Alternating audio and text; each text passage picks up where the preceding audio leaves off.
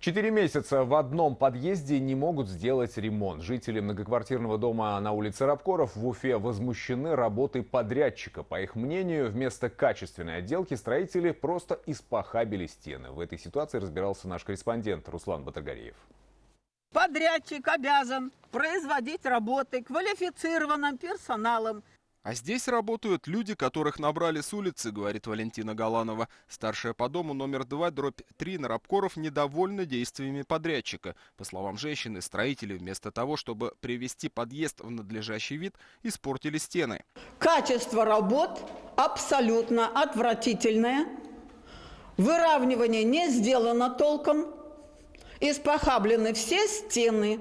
Откуда в смете взялась сумма в 731 тысячу? Максимум на капитальный ремонт одного подъезда должно уйти 150 тысяч рублей. Я все просчитала, говорит Валентина Галанова. В вопросах строительства она себя считает экспертом. К ремонту в ее подъезде приступили в начале мая. Так и не закончив, строители покинули объект. Мы зашли, начали работать, все было нормально, все хорошо. Вот 9 этаж караиза начали делать, все нормально пошло, все заканчивали. Потом и начала она сама по себе, не знаю, говорит, я какой-то интернет смотрел, что-то по интернету по-другому там это должно быть, это не так, вот так, и не пойдет. И нас рабочий взял, выгонял отсюда. А вот жильцы второго подъезда, говорит бригадир, наоборот, написали письмо с просьбой продолжить ремонт. В итоге там все работы практически завершены. И недовольных, как в других подъездах, мы не встретили. Хотя также для отделки стен применялась декоративная штукатурка-караед. Ну, сейчас намного лучше стало. Я вот, в принципе, на первом этаже жил, по этажам как бы больно не гуляю, но здесь вот более-менее нормально. Лифт, покраска, нормально все.